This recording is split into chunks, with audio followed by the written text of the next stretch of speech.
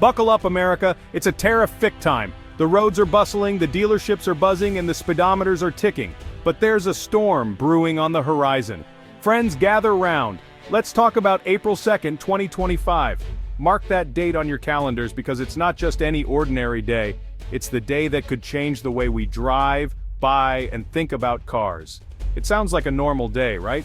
Birds chirping, flowers blooming, the sweet scent of spring in the air, people enjoying the sunshine, kids playing in the park.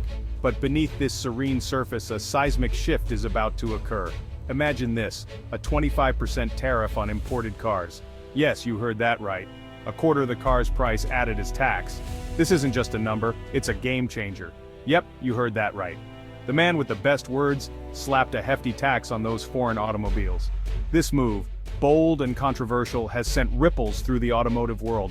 Now before you say, John, I only drive American muscle, hold your horses. This isn't just about foreign cars, it's about the entire market. Let's be clear. This tariff impacts everyone. Whether you're a fan of sleek European models or rugged American trucks, the ripple effect is unavoidable. Dealerships, mechanics, and even the average Joe looking for a new ride will feel the pinch. Prices go up, choices go down.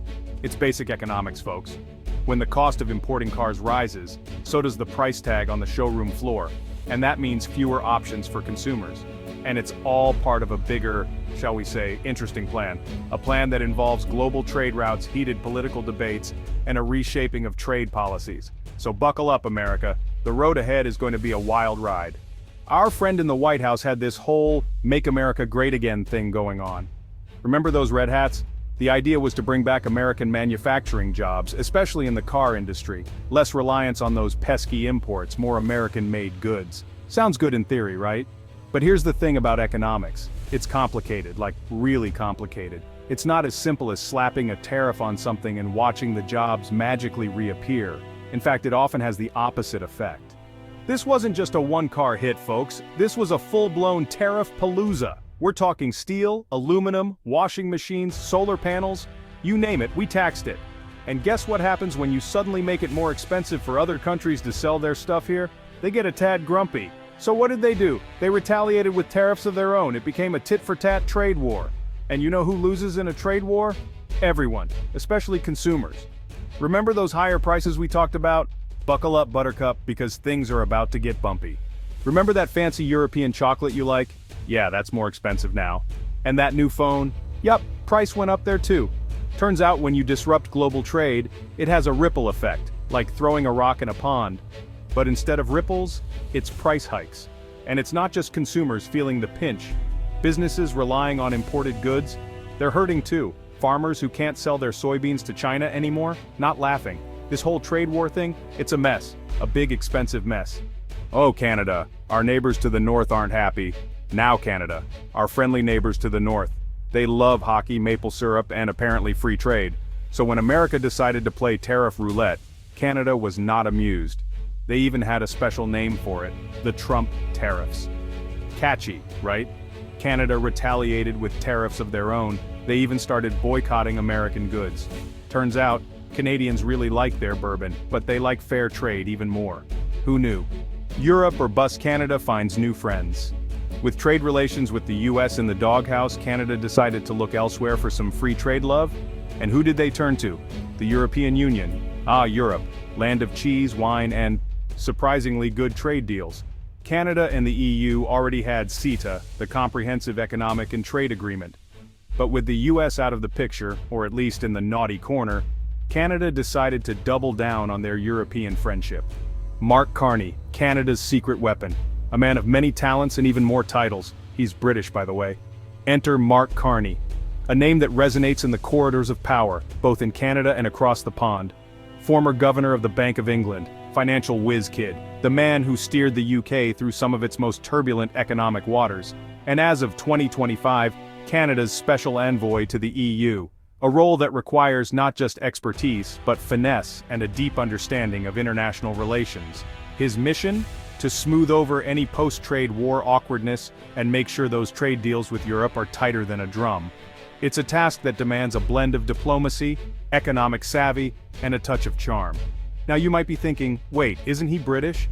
And you'd be right. Born in Canada, but with a career that has spanned continents, Carney brings a unique perspective.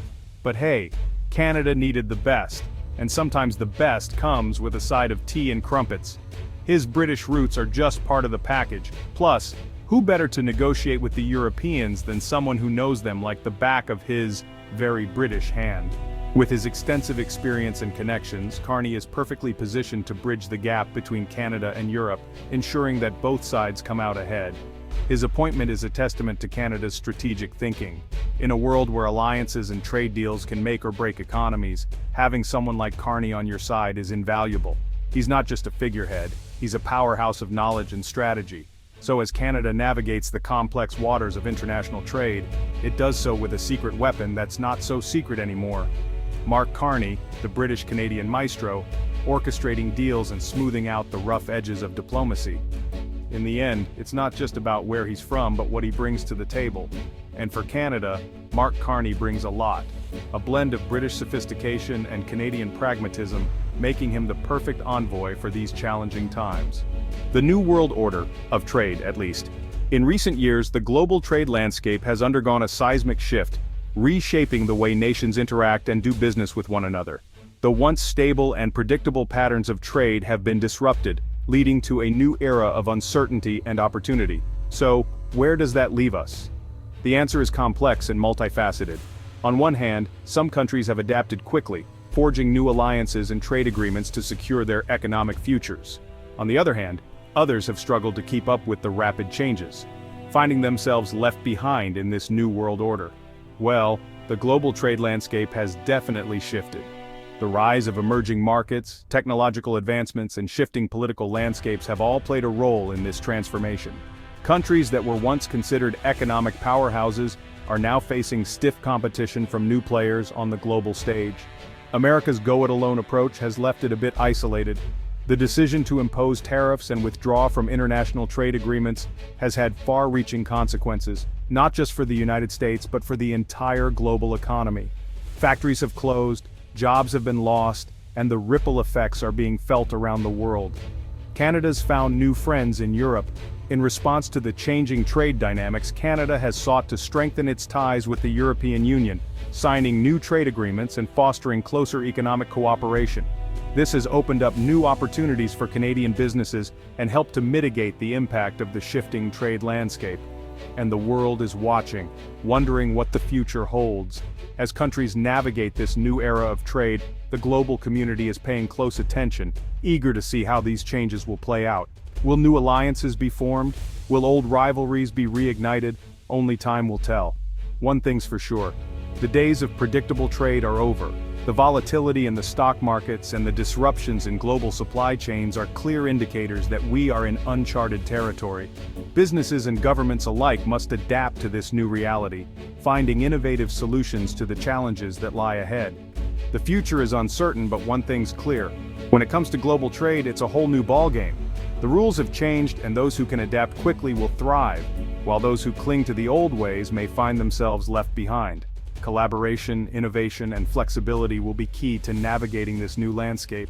And maybe, just maybe, this whole tariff-fueled fiasco will teach us all a valuable lesson about the importance of cooperation, diplomacy, and maybe, just maybe, not starting trade wars with your closest allies. Just a thought. In the end, the hope is that nations will come to realize that working together, rather than against each other, is the best path forward for a prosperous and stable global economy.